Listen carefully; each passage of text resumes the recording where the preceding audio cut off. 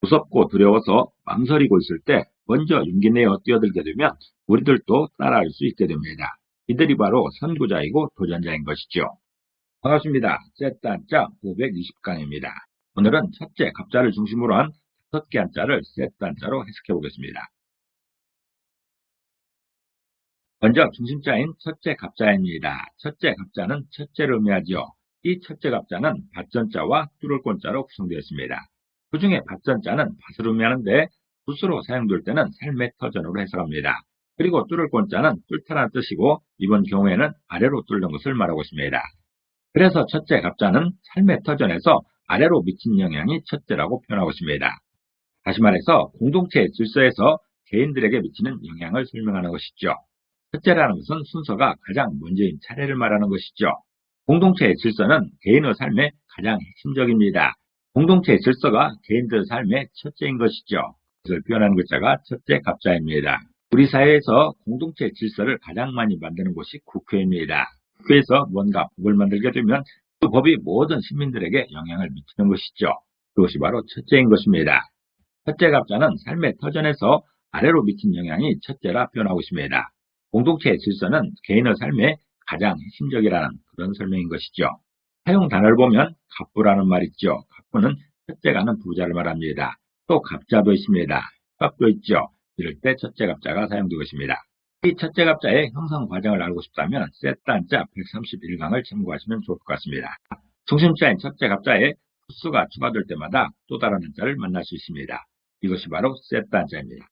중심자인 첫째 갑자가 포함된 첫 번째 관련자는 잡을압자입니다. 잡을압자는 잡다는 뜻도 있고 누르다는 뜻도 있습니다. 이 잡을압자는 손수변의 첫째 갑자로 구성되어 있죠. 이 손수변은 손을 의미하는데 적극적 행동으로 해석합니다. 그리고 첫째 갑자는 첫째라는 뜻이 있죠. 그래서 잡을압자는 손의 행동 중에 첫째는 잡는 것이라 해석하고 있습니다. 다시 말해서 손으로 많이 하는 행동 중에서 첫째는 잡는 것이라는 것이죠.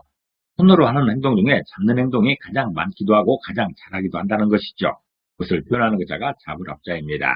손으로 하는 행동 중에 대부분은 잡는 것입니다. 볼펜을 잡는다든가 아이의 손을 잡는다든가 손이 하는 일에 대부분은 잡는 것이죠. 그것을 표현하는 글자가 잡을압자입니다.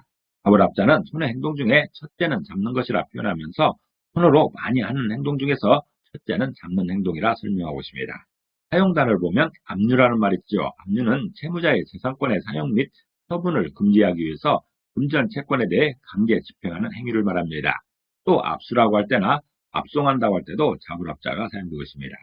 두 번째 관련자는 익수갈압자입니다. 익수갈압자는 익숙하다는 뜻도 있고 흔하다는 뜻도 있죠. 이 익수갈압자는 큰개견자와 첫째 갑자로 구성되었습니다. 큰개견자는 붓으로만 사용되는 글자인데 짐승을 총칭하는 글자입니다. 이 글자가 붓으로 사용되면 짐승의 어떤 것을 표현하고 있는 것이죠. 또 첫째 갑자는 첫째를 의미하고 있습니다. 그래서 익수갈압자는 짐승의 첫째 조건은 익숙한 것이라는 그런 표현입니다. 다시 말해서 사람에게 짐승은 익숙하고 편해야 공존할 수 있다는 설명인 것이죠. 익숙하다는 것은 자주 보거나 겪어서 처음 대하지 않는 느낌이 드는 상태를 말합니다. 한 느낌인 것이죠. 여러 번 설명했지만 한자는 사람을 위해 만들었습니다. 사람들이 그 대상을 어떻게 바라보는가 하는 그런 것을 설명하는 것이죠. 사람들에게 짐승은 어떤 존재여야 되는가? 사람들에게 짐승은 익숙해야 된다는 것이죠. 해야 되는 것이지 무섭고 생경하면 같이 공존할 수가 없다는 것이죠. 사람들에게 익숙한 짐승 중에 가장 대표적인 것은 개나 고양이입니다. 오죽하면 반려견이니 반려묘니 하면서 같이 살고 있습니다. 같이 호흡하며 살고 있는 것이죠. 그러나 호랑이나 사자 같은 맹수 또는 뱀이나 바퀴벌레 같은 것들은 익숙하지 않죠. 생경합니다. 그래서 그런 짐승이 사람 곁에 오면 무섭기도 하고 멀리 보내려 하는 것이죠. 심하면 해치기도 하고 어쨌든 사람 사는 곳에서 멀리 보내려 하는 것입니다. 익숙하지 않기 때문에 그런 것입니다. 익숙한 합자는 짐승의 첫째 조건은 익숙한 것이라 표현하면서 사람에게 짐승은 익숙하고 편해야 공존할 수 있다는 그런 설명입니다. 사용 단어로선 앞근지지라는 말이 있습니다. 앞근지지는 가까이에 붙어 이웃하고 있는 땅을 말하고 있습니다. 또 앞객이라는 말에서나 압구정이 있죠. 서울에 압구정이 있는데 그때도 익숙한 합자가 사용되고 있습니다. 첫째 갑자가 사용된 세 번째 관련자는 곱갑자입니다. 곱갑자는 곳을 의미하지요. 하늘이를 의미하기도 합니다. 곳이라는 것은 바다 쪽으로 부리 모양으로 길게 쑥 내민 육지를 말하는 것이죠. 이 곶갑자는 묘산자와 첫째갑자로 구성되었습니다. 그 중에 묘산자는 산을 의미하는 것이고 첫째갑자는 첫째를 의미합니다. 그래서 곶갑자는 산의 첫 번째 모습이 곶이라 표현하고 있습니다. 다시 말해서 산까지 이르는 육지의 처음이 곶이라는 것이죠. 바닷가에서 산봉우리 육지 중에 처음이 곶이라는 것입니다. 산의 시작을 사실상 바닷가로 보고 있는 것입니다. 바다와 인접한 육지부터 산이 시작되었다고 보는 것이죠. 바다와 인접한 그곳을 곶이라 표현하고 있습니다. 넓은 바다에서부터 산이 시작된다 보고 있습니다. 이렇게 툭 튀어나온 육지 여기가 바로 곶입니다. 거기서부터 산이 시작되어 높은 산으로 이어지는 것이죠. 곶갑자는 산의 첫 번째 모습이 곶이라 표현하면서 바닷가에서 산봉우리 육지 중에 처음이 곶이라 설명하고 있습니다. 사용 단어로서는 갑사가 있죠. 갑사는 충청남도 공주시 소재의 계룡산 연천봉 아래에 있는 절의 이름입니다. 또 산갑이라고 할 때나 사갑이라고 할 때도 곶갑자가 사용되고 있습니다. 네 번째 관련자는 오리압자입니다. 오리압자는 오리를 의미하지요. 이 오리압자는 첫째갑자와 세조자로 구성되었습니다. 그 중에 첫째갑자는 첫째를 의미하는 것이고 세조자는 새를 의미합니다. 그래서 오리압자는 새 중에 첫 번째가 오리라 표현하고 있습니다. 다시 말해서 사람에게 가까운 새 중에 첫째가 오리라는 것이죠. 새들은 날아다니기 때문에 사람과 가깝게 하기가 어렵습니다. 그런데 사람과 가까이 있는 그 새들이 있죠. 그 중에 첫째는 오리라는 것이죠. 그것을 표현하는 글자가 오리압자입니다. 오리압자는 새 중에 첫 번째가 오리라 표현하면서 사람에게 가까운 새 중에 첫째가 오리라 설명하고 있습니다. 새들 중에 가장 가까운 새는 닭이죠.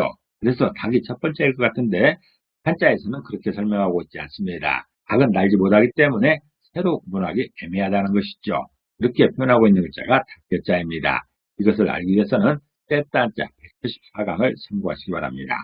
새의 기능 중에 가장 중요한 것이 나는 것인데 이 회치는 것을 난다고 할 수가 없기 때문에 그걸 새로 보지 않고 있는 것입니다.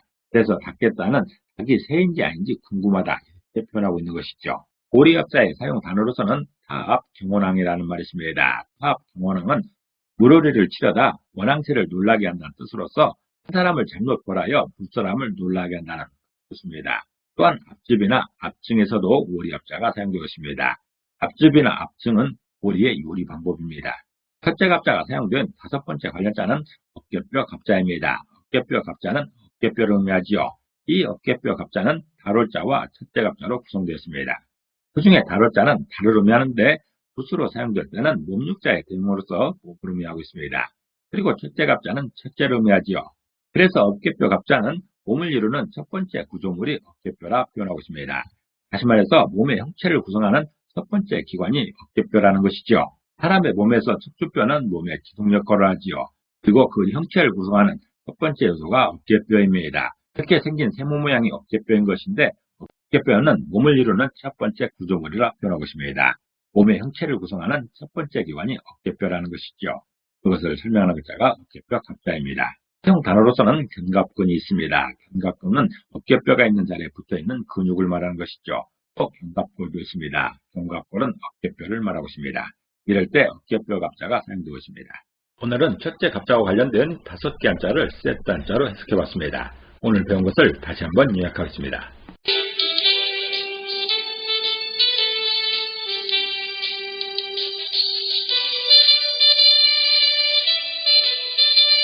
오늘도 평안을 기도합니다. 감사합니다.